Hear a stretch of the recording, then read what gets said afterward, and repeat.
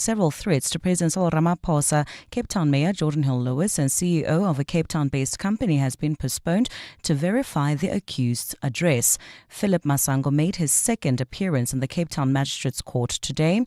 The 28-year-old was arrested in Germiston 2 weeks ago after the businesswoman reported the threats to the police. He faces 3 counts of assault and 5 of violating the Cyber Crimes Act. Ntutuzela Nene has more. Philip Masango's case was postponed to June 9th for investigators to confirm several addresses he provided to the court. The addresses include properties in Germiston, Gauteng and Sea Point, Cape Town. Masango also provided an address for the Church of Scientology in Cape Town. The church has distanced itself from him. He also claims to have leased a property at the V&A waterfront, but the prosecution told the court that there's no record of this. Masango will be represented by a court-appointed lawyer when he returns to the stand next week. Ntutuzela Nene, Eyewitness News in Cape Town. Staying in the courts, the state in the case against the man accused of setting the Usindiso building on fire has brought in a fire expert to testify. Masiliso Mongane, a fire debris analyst from the Forensic Science Laboratory, was part of the team that examined the debris after the blaze that claimed 76 lives at the Usindiso building. Mongane is part of the list of the state's witnesses who will be giving oral testimony today, and he's presenting the findings of his debris analysis to the Palmeridge Magistrates Court. He's informing the court of his role in the investigation into the Usindiso building fire. Our core function is to receive the exhibit material that is suspected of containing flammable liquids. By flammable liquids, I mean any liquid that can be used to accelerate the fire. The alleged arsonist, Stembiso Mdlalo, says back at the court today where he is being tried for charges of murder, attempted murder and arson. In a confession statement read out in court last month, the 31-year-old claimed he was trying to burn a body of a man he murdered on the ground floor of the 5-story building, not knowing the fire would kill many other people. And government departments can, as from this week, officially apply to enlist information technology services outside of the State Information Technology Agency.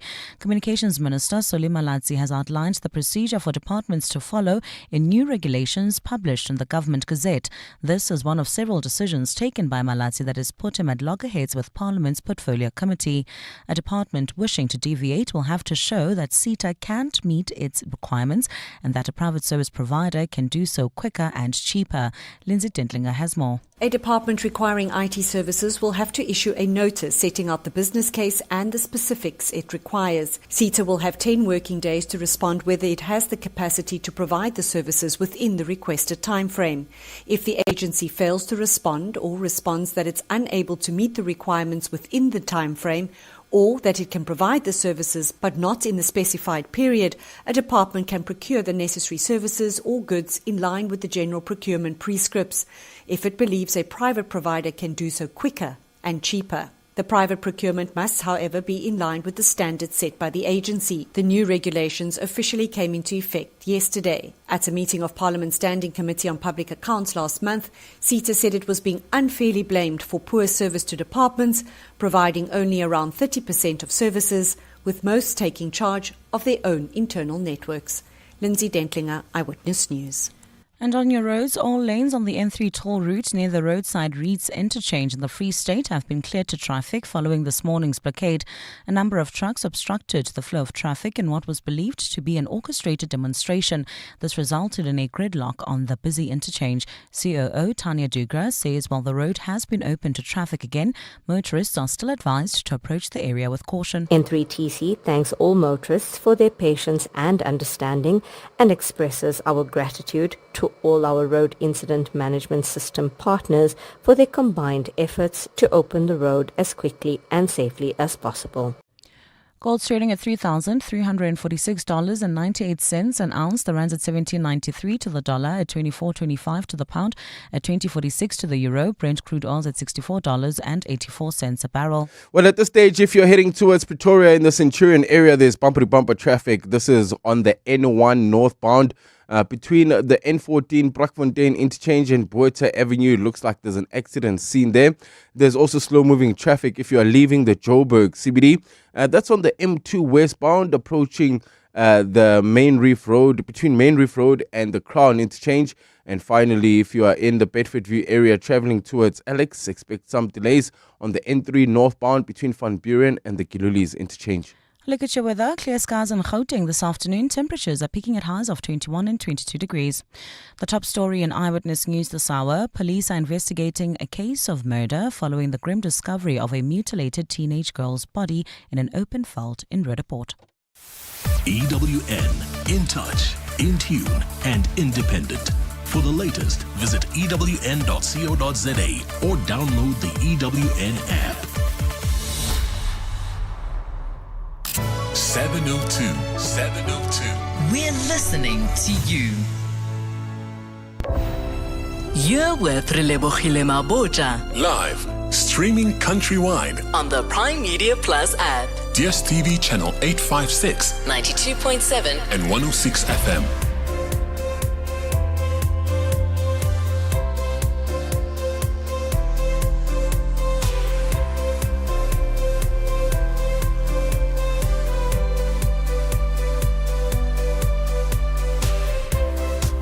Eight minutes after 1 o'clock. Welcome to 702 Afternoons with me, Relebogile Mabotja. Happy Monday. It's a brand new month. And apparently, December doesn't count as a working month. So, but we are halfway through the business year. So, ke halfway. This is what I got told. Because December doesn't count. So, ke halfway. We've got a lot coming up for you in the show today. For starters, we're going to be kicking off with our book club with myself and Mandy Wiener. We are chatting the book People by Paige Nick. Movies and What to Stream. Philimpela joins us to chat to us about all of that as an entertainment commentator. Our travel feature, we're talking Kenya versus Tanzania for the Great Migration. This is part 2 of the conversation we've been having with Igor Mutilska. Parenting and Parents feature. I know this is going to sound crazy, so you have to tune in to hear what it's all about. We're talking pedophobia. Pedophobia. That is the fear of children. If you're like, what? I know. I felt the same way too. Tune in for the conversation. Then the Naked Scientist will be joined by Dr. Chris Smith, and we'll take all of your science-related questions. Get in touch with us. 011 883 702. SMS us 31702. Tweet at Relebogile M at Radio 702 using the hashtag 702 Afternoons and the WhatsApp line 072 702 1702. 702 Afternoons with Relebogile Mabotja. on 702. Let's walk the talk. June is Youth Month, and we've put out a call to all different kinds of on-air personalities that work in talk radio that would like some exposure, that would like a bit of mentorship, that would like to be on a station like 702. So we're going to have our youth takeover Thursdays, and what that means is each week we'll feature a sports broadcaster, and the second week will be a traffic person. We will have also a newsreader, and we will have come in a host. So each week we'll give one young person an opportunity. 702 Afternoons at 702.co.za is the email address you can use. You have to include your name, surname. You have to include some motivation, a 1-minute demo of what you sound like, and we could be calling you to come through and be a part of the team for a whole day. When we come back, the book club. Kickstart your small business with a starter bundle from Nedbank. Enjoy free transactions for 6 months, including free cash deposits and withdrawals and a free debit card with easy digital access and a dedicated banker to guide you along every step of the way. Open a Nedbank starter bundle with SA's best bank for SMEs. Apply on the Money app today. Nedbank. See money differently. Nedbank is a licensed FSP and credit provider. T's and C's apply. We love rating things, our phones, our cars, but our health? Your health lets you do what you love with the people you love. So who are you staying healthy for, and how can you improve your health? Choose Dis-Chem Life, the life cover that helps you live a healthier, more rewarding, longer life with regular health checks. Visit dischemlife.co.za now. Dis-Chem Life. Choose a better partner for life. Dis-Chem Life is an authorized FSP 50594, underwritten by Guardrisk Life, a licensed life insurer, FSP 76. T's and C's apply. To walk the talk is to turn words into meaningful actions. And it's what we at 702 are committed to doing every day. We are also committed to following the rules set out by the Broadcasting Complaints Commission's Code of Conduct to give you balanced programming, fair comments, and accurate news. But if we stumble along the way and you feel we are not living up to the code, let us know on comments@702.co.za. And if after that you're still not happy, you can direct your complaint in writing to the Broadcasting Complaints Commission. Email bccsa@nabsa.co.za. For more, visit bccsa.co.za. The Money Show. Weekday evenings at 6. You're also looking at other sort of green shoots as well, looking at Discam Life. This is a very interesting area that you've gone into. What we actually were chasing was this concept of bidirectional integrated metrics, which essentially is how you use your existing retail assets, so the pharmacy, the clinic, the front shop, retail stores that we have, and how we use those assets to drive return generation into the financial services space and vice versa. Roy Morais, CEO at Discam. The Money Show on 702. Let's walk the talk. The Money Show is brought to you by ABSA CIB. ABSA is a proud lead sponsor of B20 South Africa 2025. ABSA is a registered FSP. Your story matters. 702, let's walk the talk. Spend your afternoon With Relebogile Mabotja on 702. Let's walk the talk. 14 minutes after 1 o'clock, earlier on, Mandy Wiener and I had a chat with the author just before her show of the book for the month, that is Book People by Paige Nick. And here's how it went. And now it is time for our book club. This is episode 3. Mandy Wiener, we're 3 episodes in. I can't believe it. I know. Hey, isn't that amazing? So much reading that we have done. By we, I mean Mandy. Thank you very much for your honesty. I just come in, I read the books, and then Relebogile pretends. I'm excited for today's one. I love how your selections have been so different. Now, today we did things a bit differently. We didn't tell you guys in time. I think we just wanted to surprise you, but we promise going forward, we'll give you a 2 weeks heads up as to the book we're going with. So before I announce the book, because this is the official announcement, Mandy, tell us how you chose it, and then tell us what the book is. So I'm trying to have a diverse kind of range of books for you and for your audience. So I'm looking at different kind of local fiction. This is the book everyone's talking about at the moment. So it was recently released at Franschhoek and Kingsmead and all the book festivals. You know, this is kind of like the big buzz. And it's really a book for book club people and book people.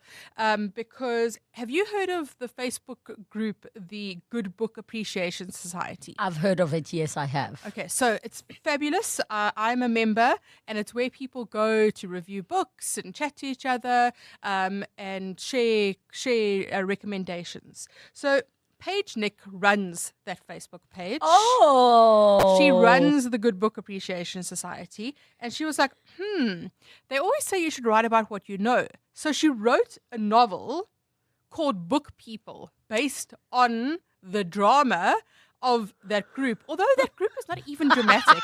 So she has obviously fictionalized it because there's not a huge amount of drama, I don't think, at least. But Paige can tell us about that. So it's called Book People. And what I would even add before we bring Paige on, because if she could write a whole book about book people, can you imagine Paige's next book being Book Talk? Yeah. There's drama over there, but let's not waste any more time, and we welcome on 702 Afternoons Book Club, Paige Nick, the author of Book People. Paige, welcome to the show. Thank you so much for joining us. Thank you so much. I'm so chuffed to be here. So what do you think about our recommendation for your next book called Book Talk? I thought you were going to say about a radio show. Oh, drama. There's definitely drama there. Could be called Radio People. Oh, yes. This is a Can series. I co-author? I'll co-author. This is a series. I say Yours yes. can be journalist people, Mandy. Yes, thank you. I'm the one who fits in radio people because I'm just a radio person. But Paige, share with us, if you were to actually make it your elevator pitch of the book, what did you say when you were like, I'm going to do this book and this is the elevator pitch?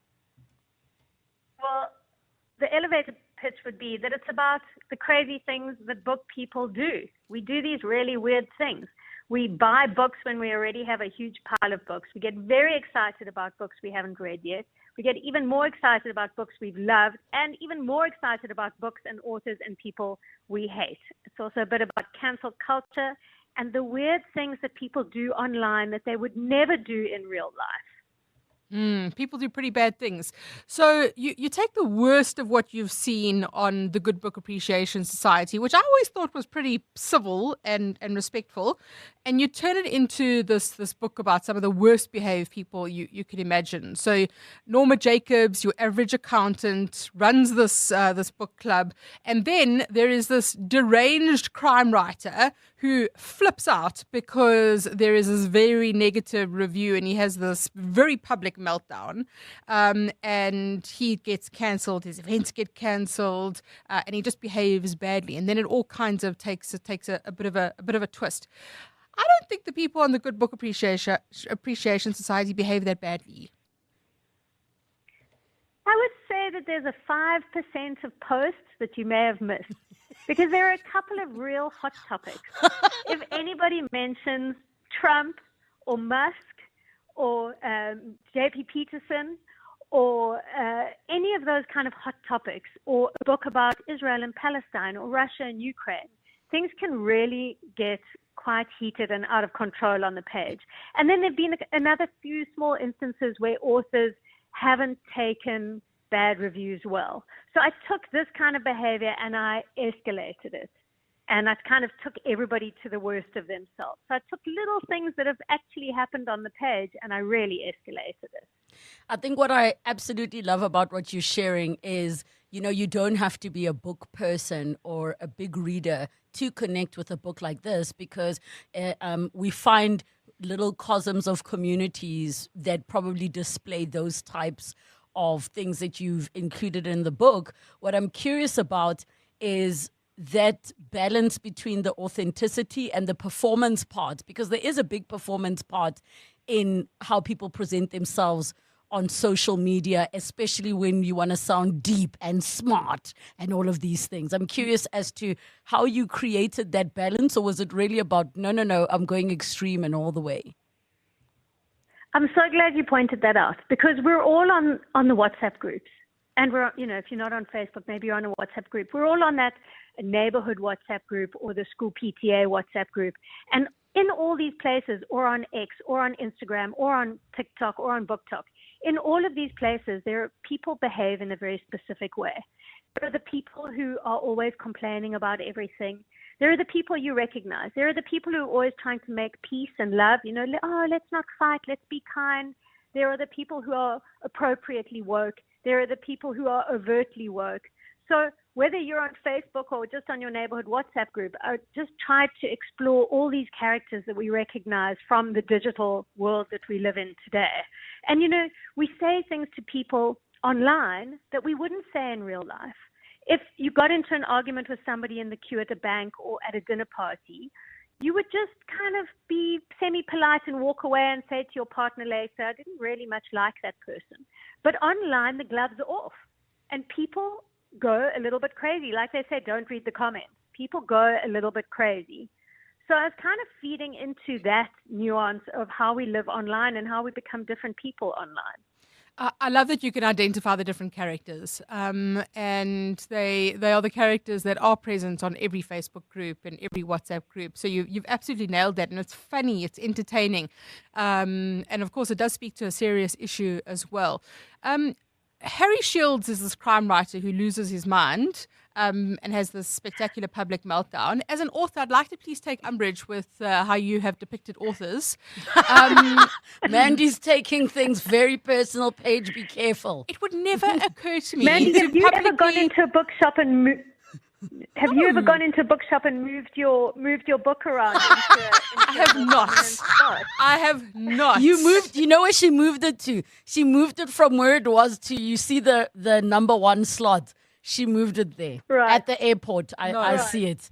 And I've never done such a thing. Specifically, not even OR. It was in KZN. But it has never occurred to me to respond to a negative review. Really? No. Right. Okay, Paige, do you respond to negative reviews?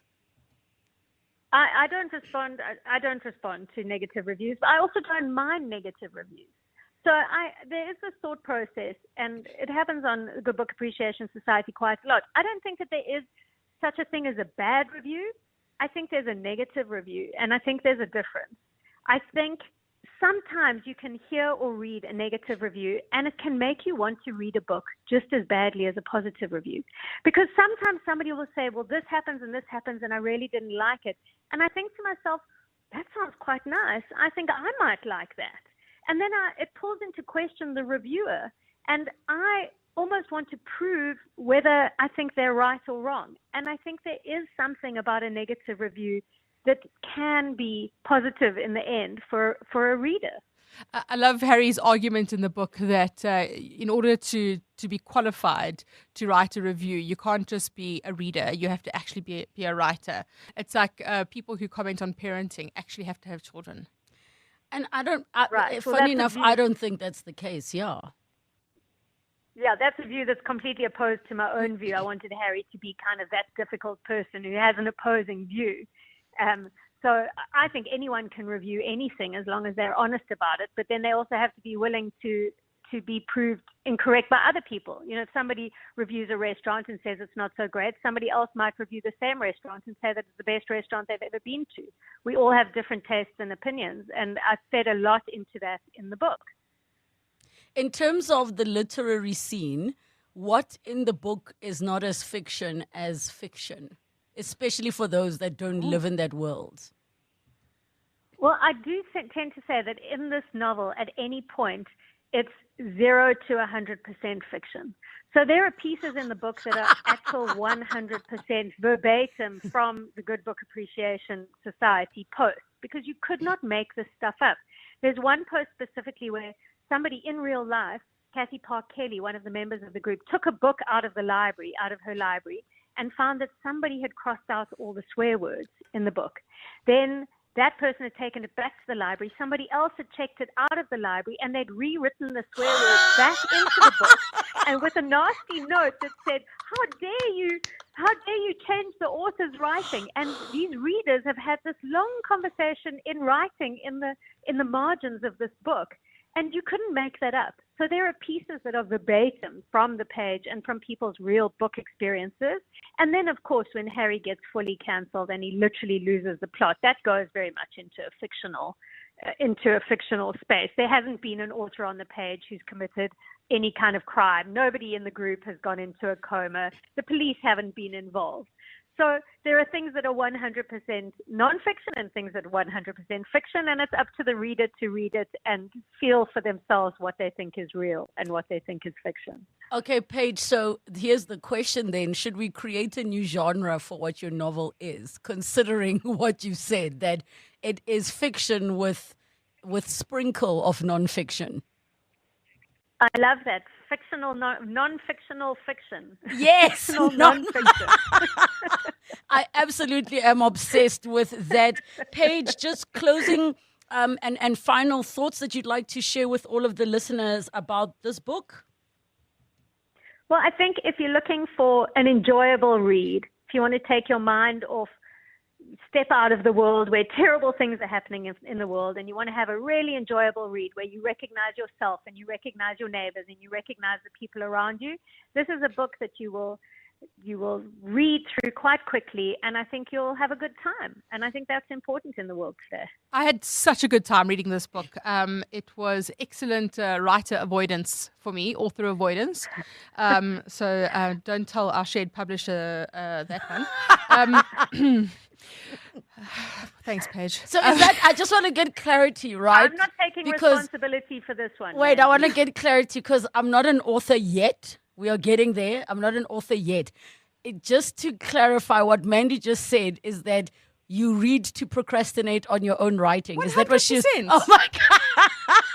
No, we clean to procrastinate. We read to procrastinate. We walk the dog to procrastinate. I'll have a nap to procrastinate. I cannot wait to be an author because it sounds all like me. Paige, thank you so much for chatting to us. All the best with the book. You can go and get it at all bookstores. Book People, a novel by Paige Nick. And Mandy, I mean, I'm proud of you. Good choice. It's an excellent choice. I'd like to say so myself, because it really is a book for book people. It's a comedy about a group of book lovers who literally lose the plot. So what better than that for a book club? There you go. For a book club, let us know what you guys think. And of course, if there's a book you'd like to recommend, our bias at the moment is towards local fiction because those authors and those books definitely need some of our love. 702 afternoons at 702.co.za. Your voice. Your life. Your afternoon radio. On 702 Afternoons. With Relebogile Mabotja. And that is the book club book for the month.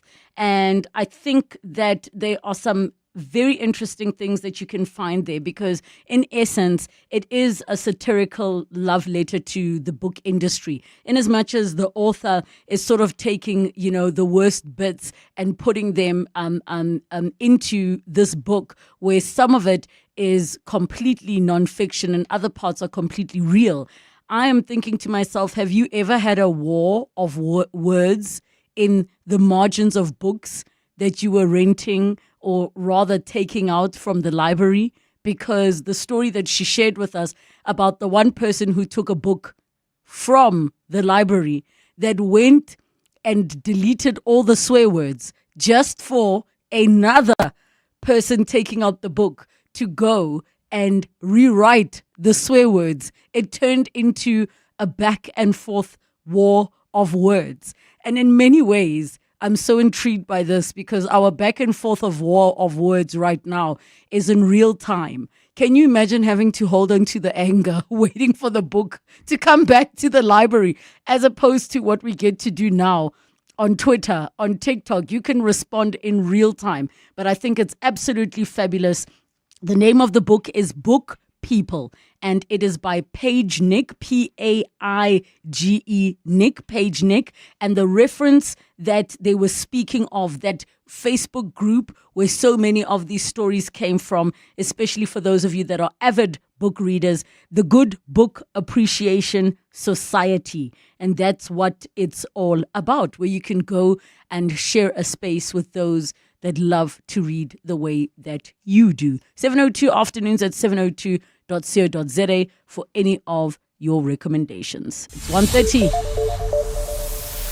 Time for your latest Eyewitness News headlines. Good afternoon. Thanks, Lebogile. Good afternoon.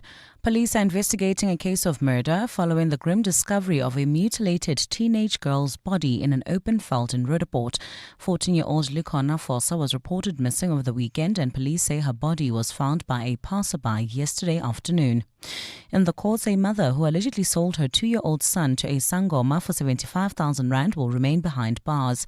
Gineule Shabalala appeared in the Vanderbilt Magistrates Court today alongside Sebokwana Khwanyana, the man who allegedly bought her child. The case has been postponed to Thursday to allow for the second accused to apply for legal representation. The pair faces charges of human trafficking and premeditated murder. And in the U.S., 8 people have been injured in a petrol bomb attack in Colorado. It's understood they were injured after a man threw a makeshift flamethrower and petrol bombs at a pro-Israel rally in Boulder. Police subsequently received reports of people being set on fire and that some victims are now in hospital with very serious injuries. Those are the headlines. This Eyewitness News and more at 2 o'clock or as it happens. EWN Traffic. Well, at this stage, if you are leaving the Pretoria CBD, there's slow-moving traffic. This is on Eskiam Patlele between Van der Hof and the R80 due to an earlier accident. Some good news, though.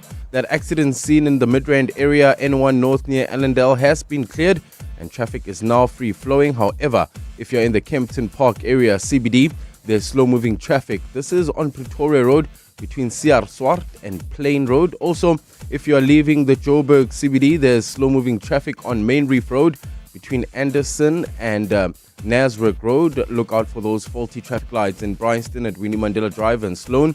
Traffic lights also not working in Rand Park Ridge at Bayers Nordia and the N1. If you come across any other traffic issues, please SMS us on 31702.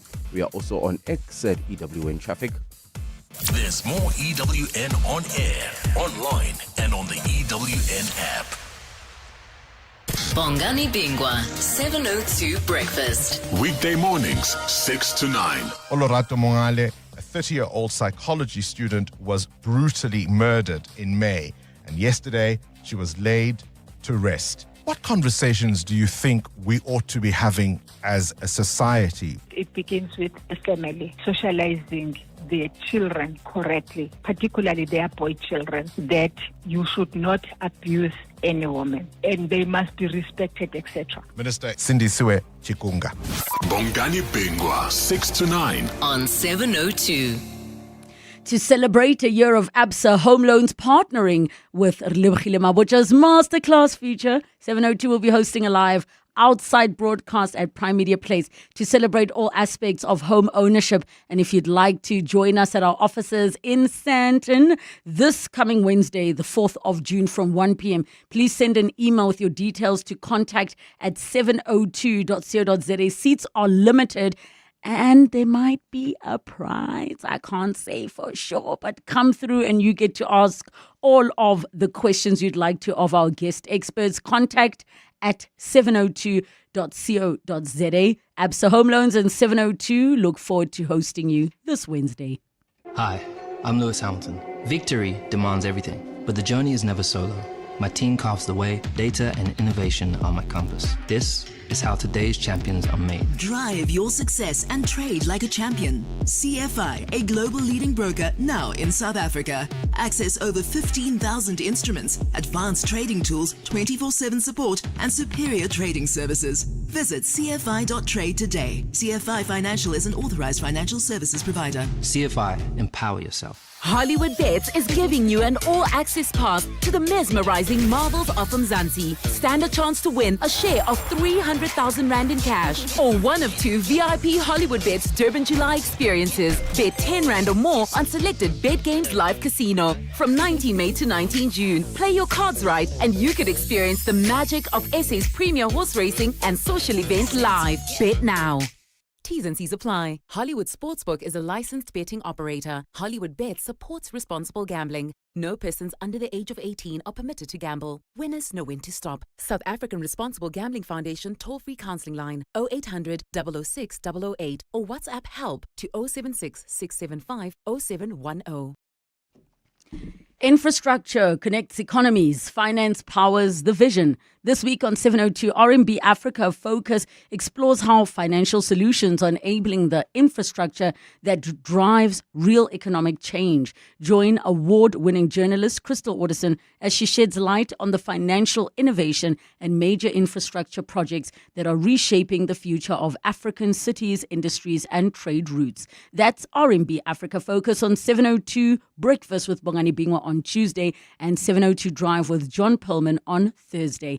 RMB is a proud sponsor of B20 and a leading African corporate and investment bank. 702 Movies. Time for movies and what to stream. Entertainment commentator and television host Phil Mpela joins us for this 011 8830702 and the WhatsApp line 0727021702. Happy Monday, Phil. How are you doing? I'm wonderful, my queen. How are you? Good. So let's jump straight into it. Yeah. See, we are now like fully into winter, right? And on this segment, we always say, sometimes it feels like you've watched everything on these streamers, like even with Netflix. I know it's impossible, but sometimes it feels like you've watched everything. You find yourself not knowing what is it that you want to watch. So I decided that, you know what, this Monday, let's just do this. Let me just go find those movies that I love, that I know a lot of people have not seen, but they're actually out there and you can actually get them right now and see them. Starting with Gold on Prime Video. It's not a new movie. It's a 2021 film. It is starring somebody that you wouldn't even think would be doing a film like this, and that's Zac Efron. And how it came about find in this movie is like I was watching a documentary about his career. You know, right now he looks very different, and everybody's making a fuss about his looks and, you know, from pretty boy to like, you know, jacked up and all of that. So I was watching this documentary and I was thinking that, I mean, this boy must have done some movie, man. There's a movie that he did that was not, you know, about his looks or about his pretty boy looks and all of that. And that's why I remember this movie Gold, and I went and watched it again, and I thoroughly enjoyed it. It was not critically acclaimed as such. I think sometimes as an actor, it's very difficult for people to see you outside of, you know, the role or the brand that you create when you come into Hollywood and you become a star. So I think a lot of people still struggle with taking Zac Efron out of that pretty boy Hollywood musical kind of boy, right? But yeah, Gold is a dystopian survival thriller. It's set in Australia. So these two guys that are, you know, wandering in the desert somewhere, come across this nugget of gold, and they have big dreams about what they want to do with the money they're going to make from that gold. And basically it's about greed. It's about, you know, how, you know, when you feel like you found this one thing that should get you out of whatever situation that you're in, and you don't want anybody else to have access to that. So it's a thriller like that.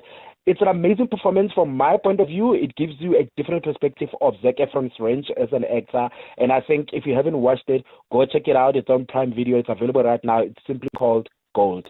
Okay, that sounds like an interesting one. What is next up?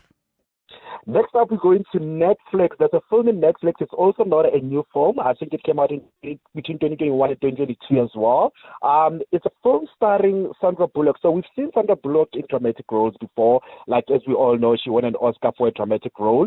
But in this film, like, she goes very, very deep. I think for me personally, this is one of the films that I saw of hers that I thought, oh my God, this is actually a bona fide Hollywood star. She's not just a movie star in terms of, you know, box office, but she's a movie star in terms of performer. She is an actress. So this film stars Sandra Bullock and Viola Davis. It's called The Unforgivable, and it's about a woman called Ruth Slater, who's played by Sandra Bullock, right? It's a woman who's released from prison after serving a sentence for a violent crime, and now she is attempting to re-enter herself into society. And the film leans more onto how sometimes as a society, it's very hard for us to be forgiving of people that are trying to be, you know, rehabilitated and trying to re-enter into society, especially after they've done something that we deem as a society that it's very heinous. And but now, what does that say about us as a society? I love the contrast between that Viola Davis character brings into the film, because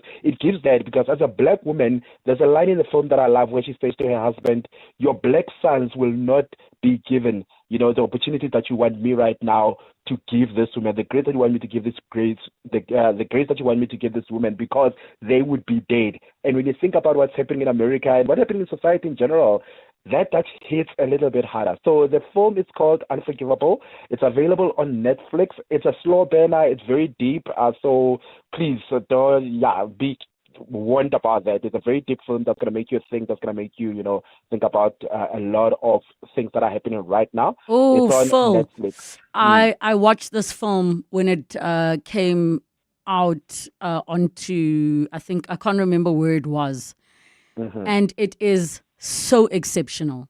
I just think the way that they wrote the story and how it makes exactly like what you said. It makes you think about so many things from a societal perspective and how we view people that have done or come out of prison that are convicts that have done time. And sometimes, I mean, that is really my passion. It's getting to know people beyond some of the things they've done or experienced, is the realization that we are very quick to judge so many things. And this film, Sandra Bullock, mwah, stellar performance. Yeah, Then we've got wonderful. on Showmax, Wicked Little Letters. Yeah, I think I might have mentioned this film on the segment before. I can't remember, because I remember when it first came out, I was very excited about it, because I'm a huge fan of Olivia Colman, and I wanted everybody to see this film. You know, there's this one film that every time you think of it, you would tell somebody about it, that you need to see it, you need to see it. I was so excited to see that it's on Showmax, and now I can tell people to go watch it, because I know a lot of people have Showmax more than the other streamers. So it's on Showmax right now. Wicked Little Letters. an exciting black comedy coming from Britain set in the 1920s. So here's the premise, right? So a resident in the streets or in this little village in England start getting these wicked letters, and they are wicked because the letters are laden with profanities. So it's shocking for the 1920s for people to be getting that. So there's a lady there who is a foul-mouthed, boisterous lady. So everybody starts thinking that she's the one who is sending those letters, and then she gets arrested. But now the women of the village start saying, that does not really line up. Let's investigate. And they investigate to find out if this lady is actually the one who's sending those letters. I can't say more because the fun is in actually finding out who was actually sending these letters. And, the comedy in there, it's so amazing. I'm a huge fan of British comedy any day, so I love this film and I want everybody to go see it. It stars Olivia Colman and a lady called Jessie Buckley. She's not as big as Olivia Colman, but she's a phenomenal British actress. But for me, the performance that stands out in this film is by an older gentleman who's been in a lot of British programs. If you know British programs, his name is Timothy Spall. Look him up. He's been in a lot. When you see his face, you'll see that, I've seen him in this, I've seen him in that. He is amazing in this. He plays the father to Olivia Colman's character, and he is amazing in that. So the film is called Wicked Little Letters. Go see it. It's on Showmax right now. It's an easy one. It's a laugh. You're going to laugh. You're going to cry if you're one of those people. But yeah, it's fun. Go watch it right now. It's amazing. Loved it. All right. And then finally, is it Tucci in Italy? Yes. Stanley Tucci, amazing Hollywood actor who's been in many movies that we love. I mean, I think Devil Wears Prada is the one that comes to mind all the time when I think of Stanley Tucci. Well, he's done a lot of other amazing performances. He's now on a film called Conclave. He's amazing in that as well, so you can see him in there. But in this is not a film. It's actually a documentary. It's a travel cooking show that's done by the National Geographic, but now you can see it on Disney+. It's 5 episodes that are out right now, and it's Tucci in Italy. So it's a travel cooking show in the lane of, say, Anthony Bourdain kind of thing, So he's in Italy where he gets to experience the food and the cuisines of Italy and the stories behind those dishes. And yeah, it's an amazing, wonderful, if you're into cooking shows, if you're into travel shows kind of show. So 5 episodes are available to stream right now on Disney+. You can go see it there, and it's called Tucci in Paris, in Italy. You're going to get in trouble with the Italians. Please do. Please. I know. But it's nice. Go see it. It's wonderful. It's kind of like a Saturday, kind of like laid back kind of viewing. So yeah, I enjoyed it. All right. And then remind us again how we find you on the socials. You can find me on Twitter. It's @Mpela, and I'm also on TikTok. That's Coppola_Mpela. Instagram sometimes, but don't go looking for me there. So I think that you're going to find pictures every day, but it's Coppola_Mpela. Thank you so much. That is our movies and what to stream for today. John Perlman. Weekday afternoons, 3 to 6. What do you make of what Rand Water is about to embark on? Is this a step in the right direction, a case of no pain, no gain? Or does this point to problems that ought to have been solved before, which perhaps suggests that ongoing maintenance is not what it should be? No, I think this is the correct thing that Rand Water needed to do. I think that maintenance is always important, and that's what we've been saying. We need to have that kind of maintenance. When they see these kind of maintenance announcements, they think that after this, everything's going to be fine. John Perlman. 3 to 6 on 702. Dear Journal, trying to be an adult, day 3,268. I love payday because my salary would look huge to 15-year-old me, but that's in 2011 money, not 2024 money. 28-year-old me is not so easily impressed. Recently removed from the family payroll? Get covered at pineapple.co.za. It's like 570 Rand a month, so it's 100% the insurance for you. Underwritten by Old Mutual Alternative Risk Transfer Insurer Limited, licensed non-life insurer and authorized FSP. Premiums are risk profile dependent. Volksfest deals are back. Get a free upgrade to the Polo Vivo Life when you buy a new Polo Vivo and pay 0% deposit. Get more features at no extra cost. Buy it now and only pay 3 months later. Offer valid only through Volkswagen Financial Services. Looking for something sportier? The stylish T-Cross is yours from just 399,900 Rand. These Volksfest deals won't last. Visit your nearest dealer today or visit vw.co.za.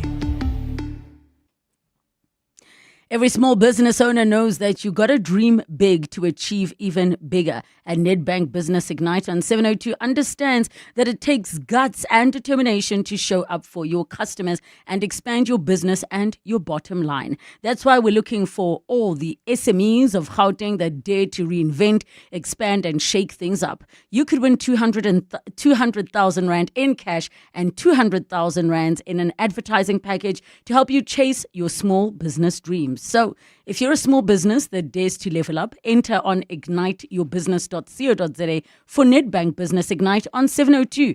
T's and C's apply. Nedbank is an authorized FSP and registered credit provider. 702 Travel. 13 minutes to 2 o'clock in our travel feature for today. We pick up our conversation that we were having with Igor Mutilska, founder and editor of eagerjourneys.com, where we speak about the great migration and if one should do Kenya or Tanzania. 011 883 702, the WhatsApp line 072 7021 702. If you missed part 1, don't worry. Download the conversation on primemediaplus.com or get the app. Igor, happy Monday. How are you? Happy Monday. I'm excellent, thanks. How are you doing? I can't believe that we are halfway through the year. Oh, Crazy. Something weird is happening with our line. I am going to continue to talk to you, but let's see how it goes. We might have to change that up. Yes, we are pretty much halfway through the year if we're excluding December from the equation. In terms then, Igor, of just a quick recap for those that are listening, that why is the Great Migration such a fantastic thing to witness in your life? I mean, it's just something that's, as you mentioned, spectacular to see the landscape and millions of animals crossing throughout it.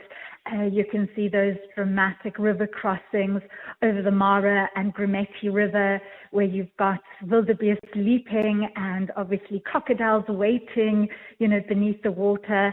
I think it's just something that is quite, I don't know, sometimes I don't even have the words because it's just so astounding. It's literally like you are in the documentary along with David Attenborough and just like listening to his narration and, watching all of these beautiful landscapes and scenes before you. And it really is sort of this quintessential idea of what you imagine it to be like on safari in Africa. Okay, and I think it's definitely something that so many people don't necessarily consider, and now you're continuing to open up our minds to what we could experience. So let's pick up then where we left off in terms of the travels. We had touched briefly on the wildebeest and some of the wildlife there, but we didn't even cover all of it.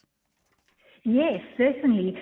So it obviously attracts large numbers of predators as well. And so both Kenya's Masai Mara and Tanzania's Serengeti boast the big five. And cheetahs are also commonly seen in the open plains of both of those national parks. And very often you can even maybe watch them hunting the various migrating herbivores. Hyenas, of course, closely follow all of those herds as well. And naturally, you'll see a variety of other antelopes and giraffes and numerous bird species in both of those East African ecosystems. The second time I visited the Masai Mara, I was traveling with birders. And not being a birder myself, I was obviously looking out for all of the big five and, game viewing and all of that. And it was really interesting to see it from a different perspective as they were looking out for lices and a number of other varieties of birds. So that was always quite fascinating to see it from a different perspective. And then I just wanted to mention perhaps some differences between the two national parks. Last time we mentioned that the Serengeti in Tanzania is much larger. And so, of course, it has a larger variety of various habitats and landscapes, which means that you might also encounter a greater diversity of wildlife overall in Tanzania throughout the year. So no matter when you go and see the Great Migration. And you might be lucky enough to have a very rare sighting of endangered African wild dogs in the Serengeti. We know that there are only a couple of thousand African wild dogs left in the wild. So if you do see them, I think it's definitely one of those spectacular bucket list opportunities. Okay, so outside of that, in terms of, what is being attracted, what are the other types of opportunities for you to interact with local communities? I mean, there are many people who don't just want to be doing touristy things. I'm one of those people. I want to be juring the people. Yes, me too, exactly. That's the whole part of travel. That's why we travel, is to encounter people's way of life, their culture, their religion, to understand what it's like to live day to day. And thankfully, both countries focus on responsible tourism in terms of interacting with local communities. And so you can visit a Maasai village that's located within both national parks. Of course, there are a number of these throughout different regions. And I would recommend that it's best to organize this either through your accommodation, or if you're traveling independently, to ask at the park entrance gate, because they'll be able to advise you on the nearest village, and they'll be able to put you in touch with the chief or the liaison. Iga, we're just struggling a little bit with the line. I'm going to pass you back to our producers. Let's see if we can get you on a better line, because I definitely want to hear absolutely everything that you would be sharing with us. But if you are listening and you have had an opportunity to go and witness the Great Migration, please share with us where you witnessed it from. Was it Kenya or was it Tanzania? And share with us what that experience was like, and maybe some do's and don'ts and tips and tricks that you want all of us to know of, because there are definitely some interesting opportunities of doing a multitude of things, not just the Great Migration, but to experience these very rich in culture African countries. And with so many other things you can combine and keep as part of this trip, I think it will be really, really fantastic for you to share on 072 702 and 702. All right, Iga? Yes, I'm back. Oh, Hopefully much you can hear me better. all right. Yes, so just pick Excellent. up where you left off from. Yes, definitely. So it's such a great opportunity to meet the locals in the area. And it's important to note that these are not just cultural villages for mere show. These are actual homesteads where people live, where the hierarchy and their traditions occur on a day-to-day basis. So it's very important for us, obviously, to keep that in mind and to be very respectful when we visit. And when I visited, it was really so humbling, because the individuals danced for us, and there's that very famous adumu, or jumping dance, that we've all seen the Maasai do. They sang traditional songs, and they also showed us their homesteads, and also demonstrated various kinds of skills. So like explained beadwork, and how each color has its own significance and meaning that is linked to a specific kind of ceremony or rite of passage, for example. They also showed us how to make fire. I don't think I would survive out in the wild if I were, to have to make my own fire. But Don't worry, I'm there with you, Iga. I'll just accept my fate. But I'm pretty sure, I think I still remember how to start a fire. I mean, you got 2 rocks, you can do it with sticks. There are a couple of ways. Why are you looking at me like that, Karabo? You can start a fire with Yes. rocks? Remember, I was a brownie. I was a brownie. Oh, wow. What's a brownie? Yes. So it's like the girl version of Scouts. Oh, okay. So we had to learn that stuff. That's with rocks. impressive. Yes, you wait for it to ignite. Impressive. Listen, hey. I want to teach you things. So Iga, in terms then of, and I'm so glad that you're sharing all of these little nuances that everybody can really start to feel like, oh my gosh, this is so amazing. Looking at the WhatsApp messages, one person, because I was asking when we were getting you back on the line, what different people's experiences were if they got to experience the Great Migration. One says, we went to Tanzania for the migration, experienced it over 2 days. What an experience. And we stayed at Beyond. The little wildebeest left behind and lost is heartbreaking, from Robert in Houghton Estate. Another person says, in terms of pronunciation, it's like Tanzania. The second R is accented like you're saying the word tantalize. Tanzania. Thank you so much for being so kind with your pronunciation guide there, unlike some. So, Iga, as we wrap up, just talk to us very quickly about accessibility to getting to these two countries. Yes, so both countries, obviously, you can fly into the international airports, and there are also internal flights by a charter plane that you can go between various safari areas. And so, it's quite easy to get around. You can also drive between different national parks if you have a lot of time, of course, because naturally taking a charter plane adds some money to that budget of yours, but very easy to access. And something else that I think is noteworthy is that people very often combine the safari with other attractions and destinations in East Africa. So they might go and do a beach holiday in Zanzibar, Pemba, or Lamu and Watamu Islands. They might perhaps go to the Swahili coast, both in Tanzania and in Kenya.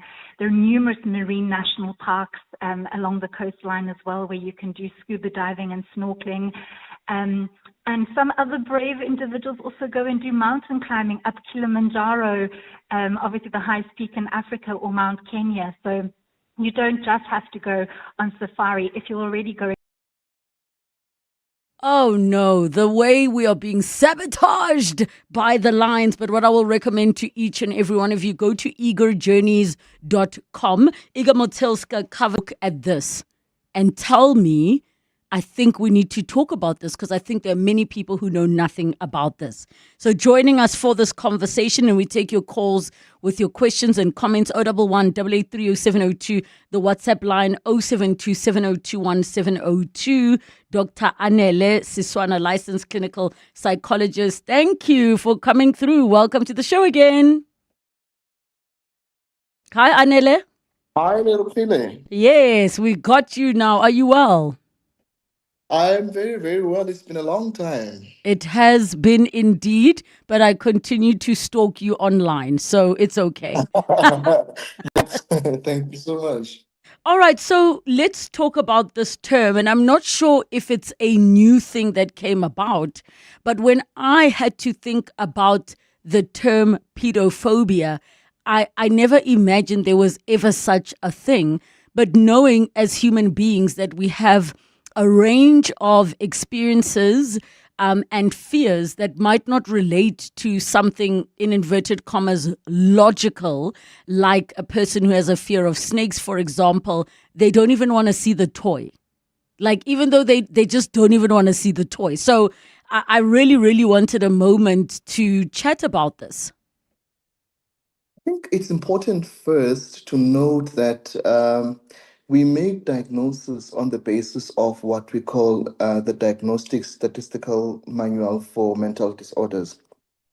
So we don't necessarily have it as a disorder on its own, like you would find with major depressive disorder, but rather it will fall under the broader category of specific phobia, which then includes phobias related to, could be objects, could be situations. And in this particular case, we're talking about someone who has a very distinct sense of anxiety around children. And it's not that they are scared of, it's just that there is no significant thing that you can point that perhaps that this person has, but it's just this anxiety around children. And for the most part, this is as a result of deep-seated psychological issues that may relate to maternal interactions, or that may relate to an early childhood trauma that makes one feel that they do not have the emotional capacity and a way of relating with a child. And it can go as far as one not wanting to have a child because children, particularly infants for some, they create this sense of anxiety. It's more like there's a sense of inadequacy that one feels in taking care of or relating with children. So, is then, based on what you said, is the fear more around, I don't know what to do with them? I don't think I even have the capacity to deal with them, and not even in the position of being a parent, just in general? Or are they actually fearful of the kid itself? It's a combination of everything that you've highlighted, Rebecca, because there isn't just one way of looking at it. I mean, myself included, I've had to work on this in therapy, and then I kind of realized, okay, I know where this is coming from. It's not like I don't want to be a father or I don't want to be a parent. It's just that children demand so much of something that I personally think I don't have it. And again, it's a personal journey that I'm engaging with because of the other factors. But to your point, there are many other things that add into that. But it's just specifically the idea of children. They create this sense of anxiety, and anxiety is this particular feeling that you can't put a finger on. It comes with fear. It comes with overthinking. So there's a lot that goes into one's thinking, and that then translates into the struggle or the difficult of relating with children. Like for some of us, I don't even see children in my therapy because children particularly provoke this sense of anxiety that I'm trying to make sense of it. But I like children from a distance, and this is what happens for most people, that I don't mind relating with them, but there shouldn't be this deep, close emotional closeness that then demands one to be present in the life of a child, whether it's their child or just children generally. I find it so fascinating, Doctor, that this is actually a subject matter that hits close to home. So you definitely were meant to be here to talk about this. And I think the reason I struggled relating, I mean, for as long as I can remember, being a big sister, being a older cousin, I loved babies, like completely. And I'm very intentionally separating the loving kids from the wanting to be a parent. So I had always loved. I didn't mind the babysitting duties. I didn't mind all of those things when we were all together at grandmother's house. I still remember, what do they call, what's Leiri in the fabric diaper? Leiri, waterproof, and the 3-pin that I would be, but for me, that whole thing of taking care of a little being was just so awesome. So I struggled to relate as this person was relaying their stories and their anxieties. So I'm so glad that you're able to articulate it. So the question is now, what does that all mean? And what does that mean for people who do experience that type of fear? We do need to take a break. And when we come back, we continue with this conversation on pedophobia. Thank you.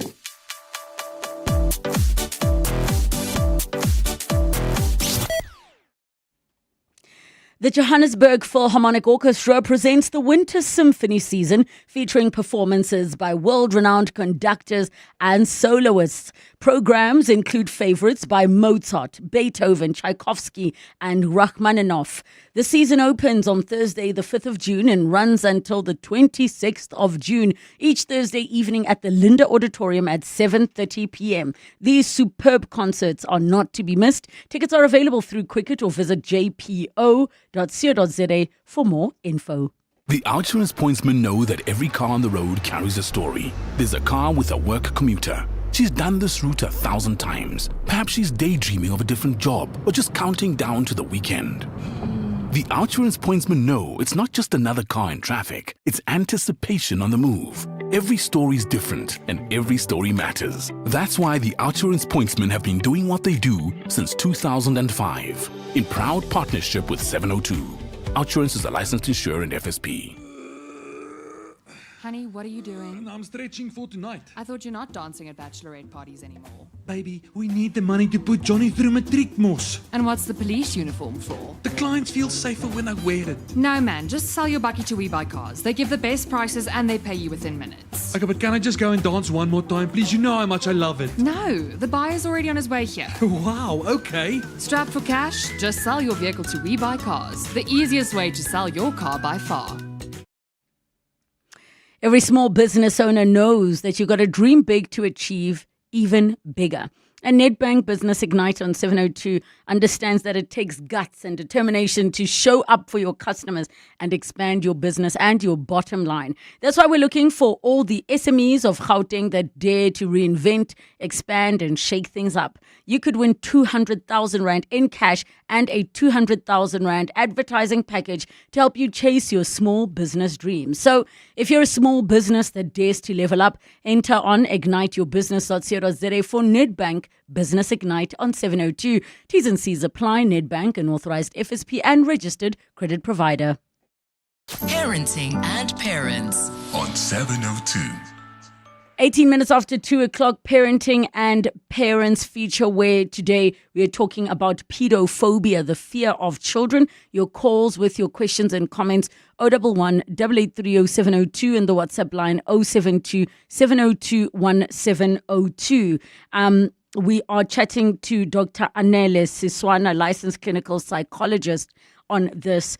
Doctor, why is this even a relevant conversation to have? Because one person might be thinking, well, I don't like kids, so I'm just not going to have them. But the reality is you're going to find yourself interacting with kids, be it in the shopping mall, be it in the queue somewhere, be it when you're visiting relatives, and that may cause genuine discomfort to a person experiencing that.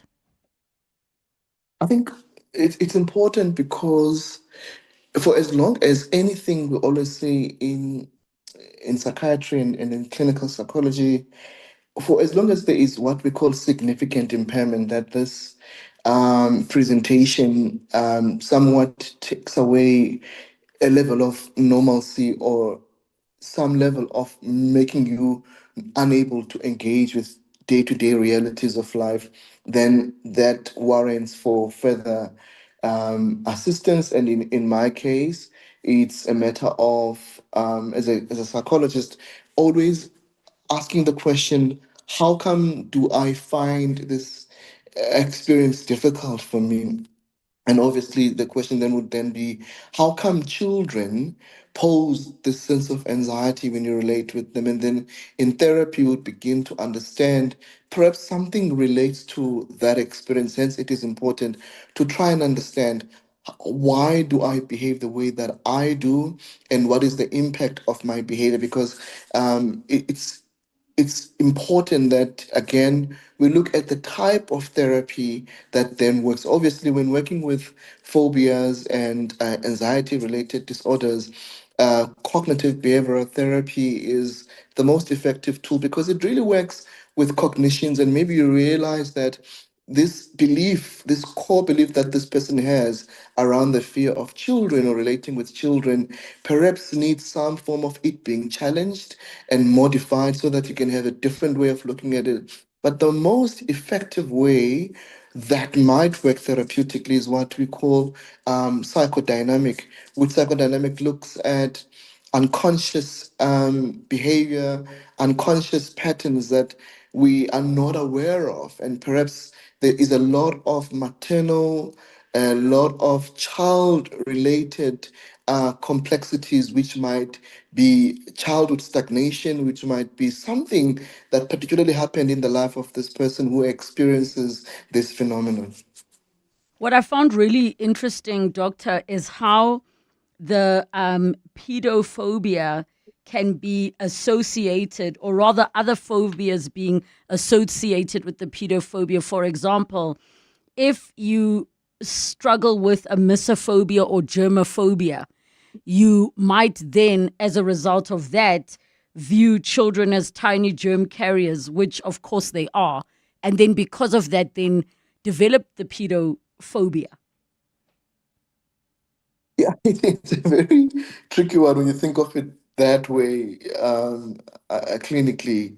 Obviously, when you think of this, for one who is a perfectionist and for one who wants to have everything right. I mean, some people's fear of relating with children require a level of care that then would then trigger this level of anxiety. So we can think of disorders or presentations that are more like OCD, more like generalized anxiety in us thinking about this phenomenon. But it really requires, again, I can't emphasize the place of therapy in challenging whatever beliefs, whatever ideas that one has about pedophobia, because it's, and again, in many Black communities, we don't talk about these things really. Uti, they do happen, and people will not understand when one has this fear. And I suppose these kinds of conversation, they really give us the language and the naming of things without making people feel some type of way. We're joined on the line now by Tabiso from Soweto. Tabiso, go ahead. Yes, afternoon. Mm. I think I feel heartbroken. I think I'm starting to understand probably why I'm who I am. I'm gonna quickly narrate my story. I've been married for more than 10 years. I'm a father of 4 boys. I pretty much grew up in a boarding school. I pretty much raised myself in boarding school because my parents were never there. And yeah, more than 10 years later, I still struggle to relate to my son. And I've been wondering why. And I'm not sure if this could be it, but it sounds like it is. Because obviously, when all those years, I had to take care of myself, no one to rely on or depend on. And even now, in my latter years, I'm fully independent. I depend on myself. I don't really depend on my wife that much. But yeah, I don't know. Maybe the good doctor can tell me. So you are wondering if you might be pedophobic? Phobic, yeah. Yes, okay. And I Yeah. think this is such a valid question that you're asking, Tabiso. I mean, a doctor, from what Tabiso is sharing, it could be a myriad of things that aren't necessarily related to children. Yeah, I mean, and again, insight helps because what he's then saying to me, potentially we may be working with traits of pedophobia. We don't necessarily sometimes need to have the full symptoms to qualify or kind of get the diagnosis of a particular disorder or any kind of a mental health condition. But it does seem that there is a childhood trauma somehow that then relates with this experience of raising yourself. Because when you raise yourself, there are um, many deficits that a child doesn't have. As much as you may be if you may be a high functional child, you are in boarding school, you are able to do things for yourself, but at some point there is some sense of potential resentment that the child may have, particularly when parents are not as available as they need to be or as available as the child would want them to be. So the fear of them now relating with his sons may have a lot of what he feels is inadequate to provide for his sons. Perhaps in therapy, he can then unpack with a therapist as to how come I have this fear. What about his sons provoke some form of emotion that probably needs to be unpacked, which might be connected to his early childhood related experiences? Can I actually ask Tabiso, do you feel that kind of disconnect with other people, or is it only with your children? Generally, Look, I can get along with other people, but I don't easily get along with everyone. And definitely with my kids, it's been a disconnect for a long time. I've tried. My kids are already in their early 20s. I've been challenging myself on issues around communication. Because I didn't communicate with anyone. I throughout my I've been in Polish school. I was in Polish school since age 7. So Thabiso, can I make a suggestion? Would you like to get some help? Would you like to I think get so. some Although support? I can't afford it, but yeah, I would definitely. I think this could probably be what could unlock whatever issues that I've probably had. So let me pass you back on to our producers to take your details, and they will share with you. There are many offerings where you can speak to counselors.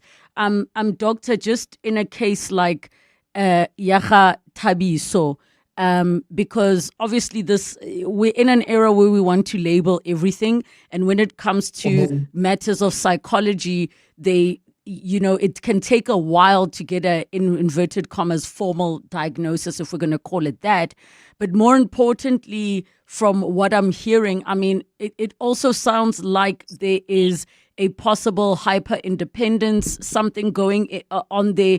And the only reason I'm mentioning that is because of how Thabiso noted that, like, he's super independent and the wife doesn't even really need to do much for him, which to me doesn't necessarily connect to the part about the kids, but might be relevant to the fuller picture. I don't know what your thoughts are, Doctor. I think for me, what he's saying, it looks like something also on the other spectrum that could look like being asocial.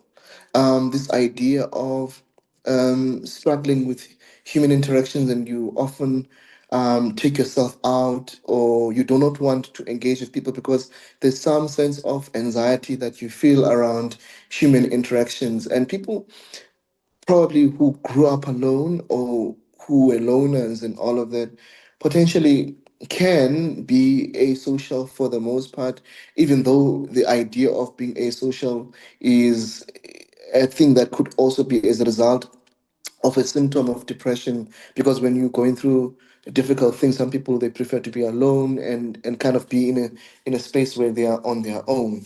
But in this case, the complexity here, there is something that happened that needs to be unpacked. And I like what you mentioned, that people have this idea that therapy is an expensive exercise. There are therapists and other spaces that you can go to, like Lifeline and many others, who you may not necessarily need to pay. For those who are on medical aid, some of us do take medical aid. So we really need to normalize the idea that therapy is not as expensive as people imagine it to be, but there are other resources that you can use to kind of unpack and explore. But obviously, it may not be the same as seeing a psychologist, but we must not limit ourselves of getting the help that we need, because our thinking is around the affordability of therapy.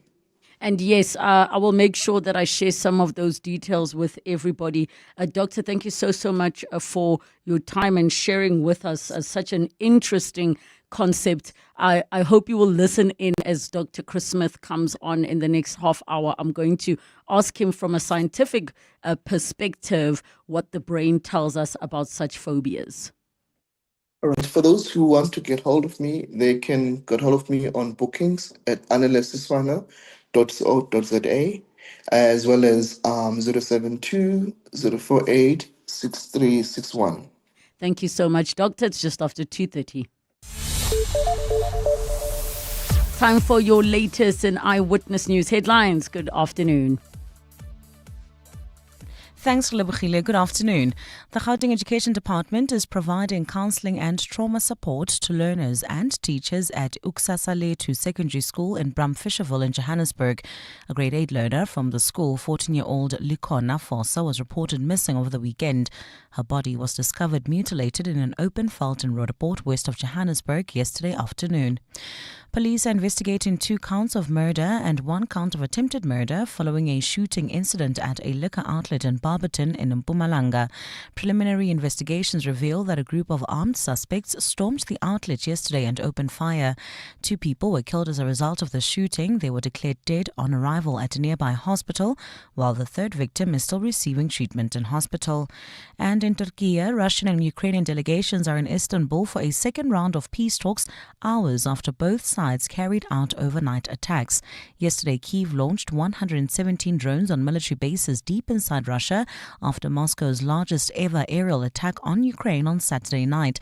This is the second time the countries have held direct talks in 3 years.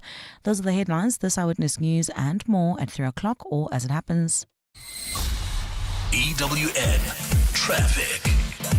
Well, at this stage, if you are in the city of Tshwane, Lombardy Estate, there's slow-moving traffic on Graham Linwood Road between Boschkop and Solomon Mahlangu. There's also slow-moving traffic that's heading into the Joburg CBD. That's in the Amalgam area on Main Reef Road approaching the M2. Otherwise, things looking pretty good at this stage. No serious accidents have been reported on our highways at this stage. All is free-flowing. Just look out for those faulty traffic lights though. That's in Sunning Hill at Witkoppen and Achta. There's also traffic lights out of order in Alex at Marlborough and Far East Bank. If you come across any other traffic issues, please SMS us on 31702. We are also on X at EWN Traffic. Mvangeli Nzuza will have your next Eyewitness News traffic update just after 3. There's more EWN on air, online, and on the EWN app. Every time we're on the radio, we're not just talking. We're turning words into actions. Actions that change communities. Actions that make a difference. And every time you tune into 702, you're not just listening to the radio. You're in conversation with us. And your voice matters. You're on a journey with us. And every step we take counts. It's these steps that not only help us grow as individuals, but also bring us together as a society. Through the good times and the bad. Every step gets us closer to the South Africa we want to be. So keep walking with 702 and let's make this a journey to remember. 702. Let's walk the talk. To celebrate a year of Absa Home Loans partnering with Relebogile Mabotja's masterclass on 702, we will be hosting a live outside broadcast at Prime Media Place to celebrate all aspects of home ownership. If you want to join us in person right here in our studios in Sandton this Wednesday, the 4th of June from 1 p.m., please send an email with your details to contact@702.co.za. The seats are limited, but this is your opportunity to ask all of those property questions that you would like answered. Absa Home Loans and 702 Afternoons and 702 team look forward to hosting you this Wednesday. Time to get avolicious, because they're just so nutritious. From delectable toast to fab salads, everybody loves Avos because they're super versatile. Plus, they're high in heart-healthy fats, vitamin K, and biotin, free from cholesterol and sodium, and can form part of a successful energy-controlled diet for weight management. And remember, green skin Avos remain green, while dark skin Avos turn purple-black when ripe. For avolicious recipes and more info about the South African Avocado Growers Association, visit avocado.co.za. Honey, we're almost due and we haven't gotten anything for the baby yet. Don't worry, Chelino Baby is all we need. Are you sure? Of course I am. They have a wide range of car seats, cots, strollers, and at the best prices too. What are we waiting for? Let's go to Chelino Baby. When you need the quality your baby deserves, hurry to Chelino Baby. Follow us on social media or visit chelinobaby.co.za. Where every baby deserves the best. Chelino Baby, your premium baby store. To live wealthier, you need to be able to grow your assets. At Standard Bank Private, you get a team of internationally acclaimed financial experts to advise you on local and global investment strategies. Plus, being with a leader in home loans, you can start expanding your property portfolio. So, come live wealthier with Africa's best private bank. Apply online at standardbank.co.za. Standard Bank is an authorized FSP and registered credit provider. T's and C's apply. Looking for real ways to live greener? Then don't miss Green Tip of the Week, your weekly dose of sustainable inspiration. From eco-entrepreneurs to climate champions, we sit down with the people making real change. Catch Green Tip of the Week every Tuesday on Afternoon Drive with John Perlman from 3 to 6 p.m. only on 702, proudly brought to you by Volvo. It's safe to be brave with Volvo. Coming up on 702 Drive with John Perlman. 702 Drive with John Perlman's coming up from 3 to 6 p.m. Happy Monday. How are you doing, John? Doing well, thanks, and you. Happy Monday to you too. What is coming up on your show today? So there's a lot going on.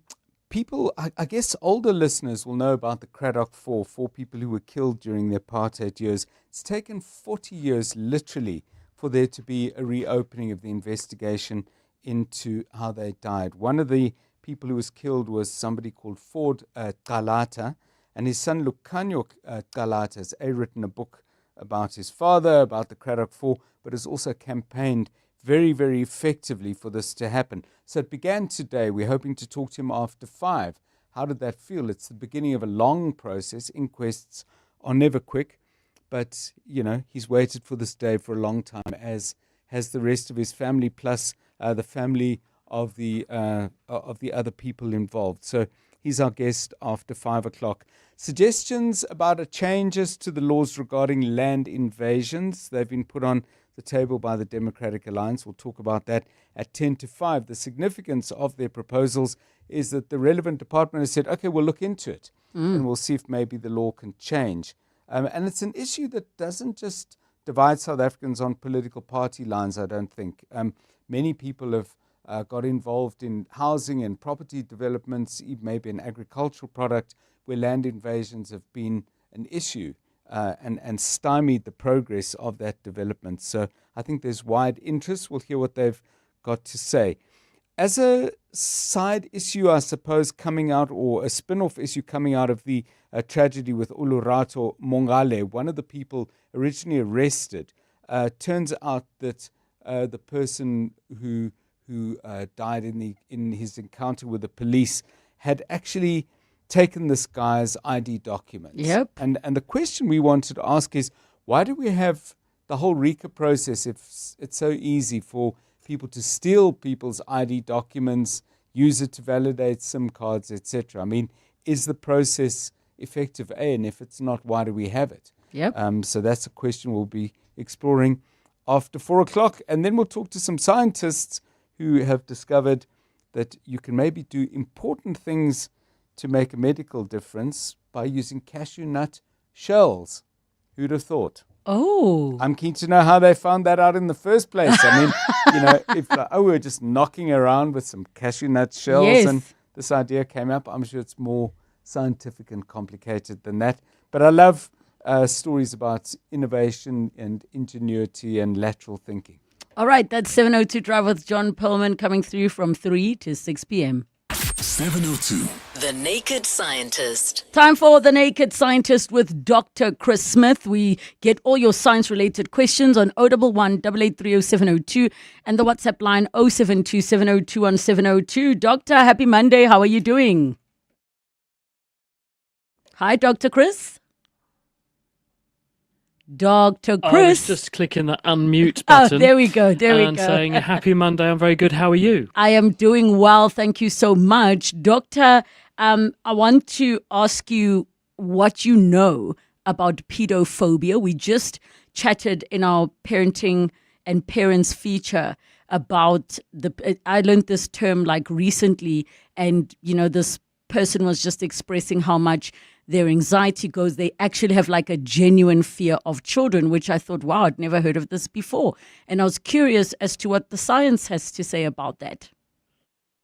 I wonder what you were going to say for a minute, but I've never heard of that word. And obviously it speaks for itself. Pedo as in child, and then phobia, fear of, being frightened of children, or perhaps fear of childbirth or child-related activity.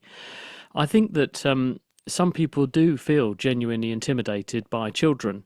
And often it's the unpredictability. People worry that because as adults we are expected to take care of children, people sometimes feel that there's this disquiet because they're going to be socially humiliated by a child, or something will go wrong. They'll have to help this child and they won't know what to do, and that makes them feel sort of inadequate in some way.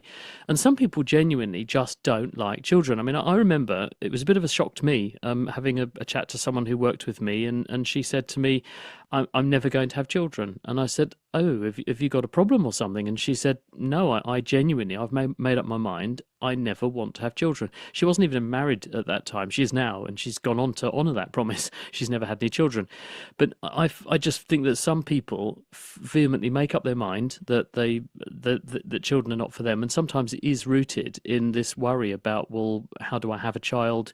I mean, I don't mean the aspects that probably go first through people's mind when you say that, but having children, bringing up children, it is very challenging. It is very expensive.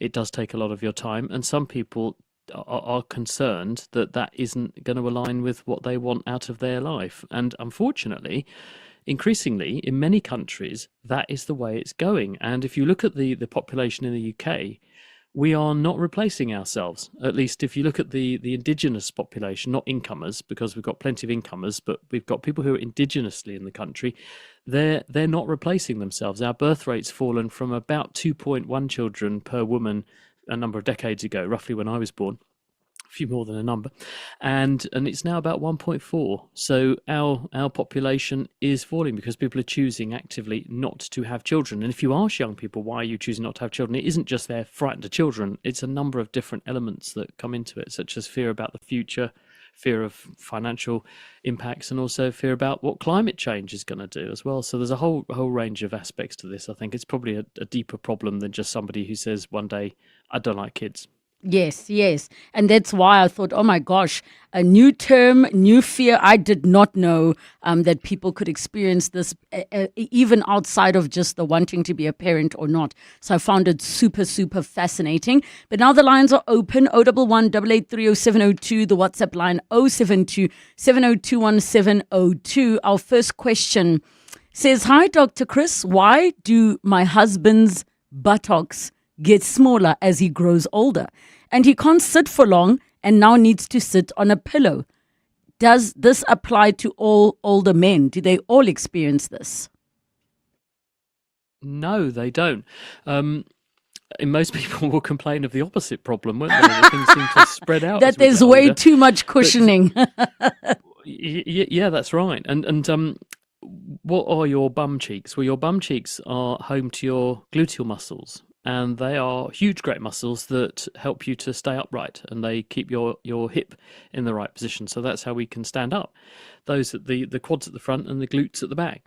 And why they should waist in that way is a bit of a worry. And there's a number of reasons why this can happen. But if you've lost bulk there, and you've lost bulk exclusively there, it's not just a wasting syndrome over the whole body, then if muscles are shrinking, they shrink for two reasons. Either they're not being used, or something about them is diseased, as in either the connection to them that sends them a growth signal is broken, or there's something broken about the muscles. Bit strange if it was just the gluteal muscles in the buttocks, though. I'd be looking, if someone's in that position, I'd be looking more broadly at what's going on with their health. But those are the two reasons. You either don't use a muscle and it shrinks, or something is physically wrong with the muscle or its connection to the nervous system that makes it shrink. And that often leads to disuse anyway. But you shouldn't be losing muscles like that, because if you're fit and active, you're using them all the time. And that's a strong enough stimulus to keep them active. So if they are leading to weakness, if you're finding this is making it difficult to get around, and this is becoming pathological, you absolutely need to get that investigated. But if it's just sort of that she's jealous because he's getting slimmer and she isn't, that's different. I mean, it comes down to whether it's an all-over phenomenon of weight loss and maybe something else is wrong, or it's just that bit of the body. But either way, if you're concerned, do get it investigated. Definitely. Thank you so much for that very interesting question. We take a break. When we come back, your SMSs, your WhatsApps, and your voice notes and calls, 011 883 0702, and the WhatsApp line 072 702 1702. Choose Checkers, SA's #1 in value supermarket, and save on deals like Dew Fresh Long Life Milk, a 1 litre 6-pack, any for $94.99. Cape Point frozen platter prawns, 700 grams for $159.99. And Omo Auto liquid detergent 2 litres or capsules 22 per pack, any 2 for R220. Valid until this Sunday at Checkers, Checkers Hyper, or shop on 6060. Are you looking for the best savings on spectacles? At Specsavers, enjoy R1,500 off when you get tested at South Africa's trusted and most established optical group. Get R1,500 off all frames in store, or use your R1,500 off on our leading lens enhancements, such as drive light lenses that reduce artificial glare whilst driving. Book online or call your nearest store today. Affordable eye care, Specsavers. T's and C's apply.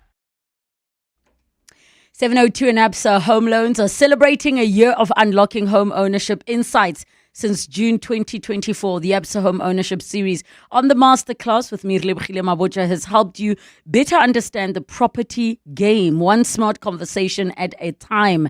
So this Wednesday, we're diving into the South African property landscape and how you can take part in the property economy. So don't miss the Masterclass with me this Wednesday, only on 702, brought to you by ABSA Home Loans. And of course, you can also join us in person. Contact at 702.co.za and join us in Sandton for this special broadcast brought to you by ABSA Home Loans. ABSA is an authorized financial services and registered credit provider, NCRCP7. T's and C's apply. 702. The Naked Scientist. 13 minutes to 3 o'clock, and we continue with the Naked Scientist. Dr. Chris Smith is still here to answer all of your science-related questions. 011 883 0702 in the WhatsApp line 072 702 1702. Doctor, we've got a voice note. Good afternoon, Dr. Chris. You're speaking to not a Dr. Chris. I would like to know, why do your skin dry out in the winter more than in the summer? You're more itchy and flaky in the winter, your skin, than in the summer.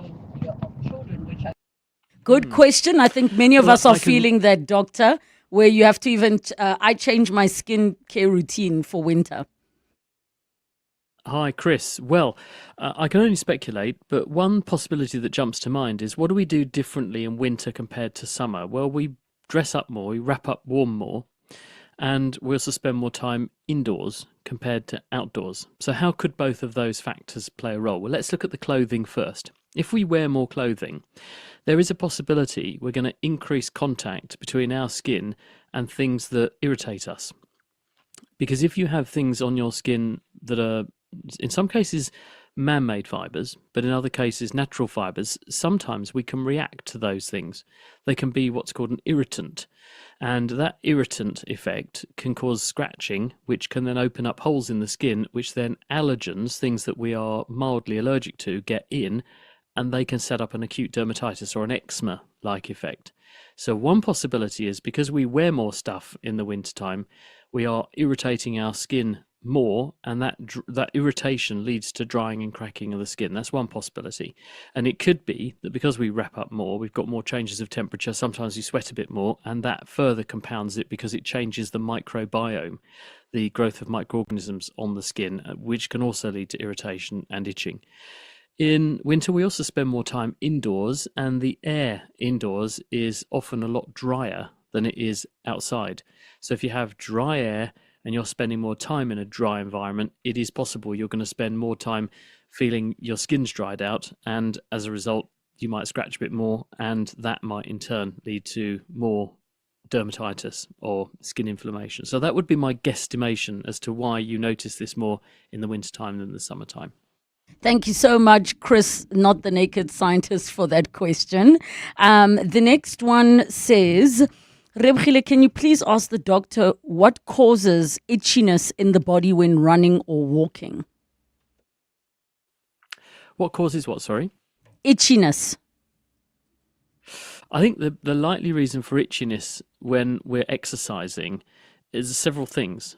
One is, when we exercise, we do work. And when we do work, we burn energy. When we burn energy, we actually put our body temperature up.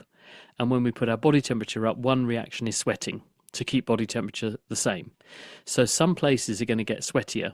If you've got places getting sweatier, that can in and of itself lead to itchiness. The second thing is that when you're exercising, you're moving more, obviously, and clothing, which is against the skin, will move more against the skin. And as I just mentioned, sometimes some fibers can be directly irritant to skin in some people, and they can also cause microabrasion of the skin. And if you've got microabrasion of the skin and you open up little holes in the skin, things that you are allergic to, or even things that are only just more mildly irritating, can get in better, and they then cause low-grade inflammation in the skin, and that can cause an itching effect. Also, just being hot makes us feel a bit itchy and sticky. So it may well be that just the physical being warmer when you exercise and that bit of sweating that goes with it is enough in some people to give you a bit of an itchy reaction, or in some cases even urticaria, hives, because of high skin temperature. Doctor, is it by any chance linked to, I don't know if you know those gun massage machines, right? That once the blood is flowing, you also get a bit itchy. So if somebody's using that massage gun on like your shoulder and it's there long enough, it starts to itch. Well, in your skin, and in fact all over your body and all your mucous membranes, you have a large number of mast cells. Mast cells are part of your immune system. They're big chunky cells, all spiky, crammed full of granules. And if you look at what's in those granules, it's histamine. And mast cells normally are our first line of defense against things like parasites trying to crawl through our skin and drill holes in us. And when they see something that shouldn't be there, the reaction of the mast cell is to churn out the histamine, and the effect of the histamine is to open up blood vessels and cause inflammation, but also it activates itch nerves, which is why when you have hay fever, your eyes get itchy, for example, or your mouth gets itchy. It's histamine. So if you hold something on the skin surface in a way that will irritate your mast cells for long enough, you will produce some discharge of histamine, which could produce some itchy sensations in some people. So I'd say that's probably the most likely reason. All right. Thank you, Relebogile, for that question. Moving on to... thanks for your question. There's a little bit of personal conflict there. Yes. Here's one I just want to sneak in. All right. One says, Dr. Chris, if you're on antidepressants, can they affect your eyesight? Yes, they can. And a classic consequence of people taking some classes of antidepressant is that you can get blurred vision. And the reason for this is that many antidepressants, because of the way that they're thought to work, whether this is actually true or not, because we don't really understand how antidepressants work, we can make measurements about the changes in brain chemistry when we take them. We can't say that that proves these changes in the brain chemistry are responsible for the antidepressant effect. But one of the effects is to change the levels of various nerve transmitters. But they also have off-target effects affecting other nerve systems. They are often said to have anticholinergic or antimuscarinic effects. And this is because they can interfere with the action of your autonomic nervous system. One of the roles of your autonomic nervous system is to make your pupil larger or smaller. And if you have antimuscarinic effects, which is what these things can do, your pupils will become a bit too big. And if your pupils become a bit too big, then it means it's harder to focus on stuff close up. And as a result, people do notice they get some blurriness of their vision sometimes. Not all of these drugs, not in everybody, but one side effect is these antimuscarinic effects, and that can include blurred vision. It can also include dry mouth and dry other bits and pieces, and it can affect your libido and things like that. So they do have mood-altering effects that are very beneficial for some people, but they do have off-target effects too, and these are things you have to look out for.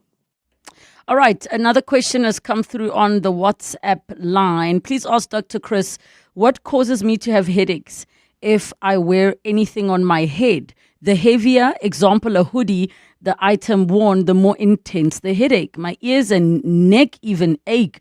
Thus, I don't wear anything on my head because it's just so painful, no matter how cold it is. That's from Kat.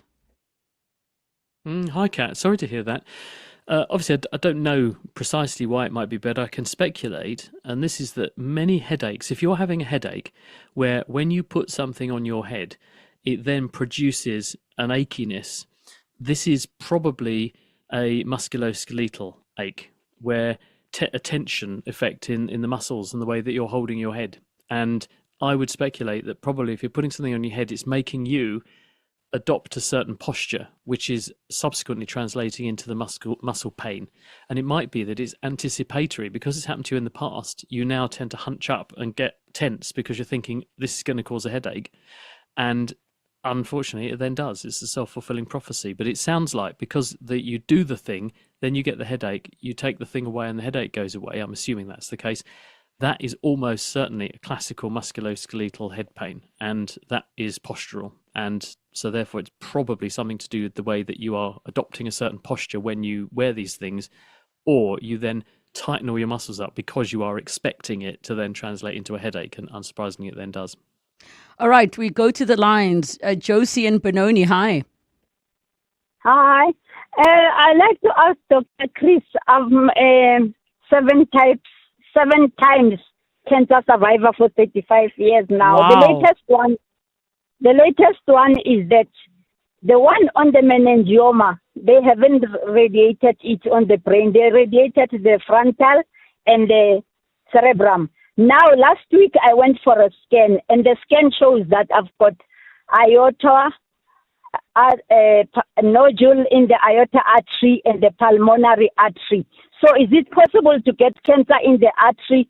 Because usually I hear it's in the vein, and it means it will be the 8th cancer. Which are the other cancers, if I may ask, Josie? Breast, bone, liver, ovary, bilateral lungs, mastectomy, and then I've had these 3 on the brain, which they're still giving me treatment. And now this one is the one they told me that on Thursday I must come and see the doctor. Sure. Doctor. Josie, I'm very sorry to hear about this diagnosis, but you sound like you're doing a wonderful job of being a survivor, because if you've had all that and you're still here talking to us, then you're clearly made of stern stuff. So well done. The answer is that, yes, cancers can form in blood vessels, although this is more rare. There's a certain kind of cancer that can occur in the heart lining, which is sort of similar, and that's a myxoma, an atrial myxoma, more common on the right side of the heart.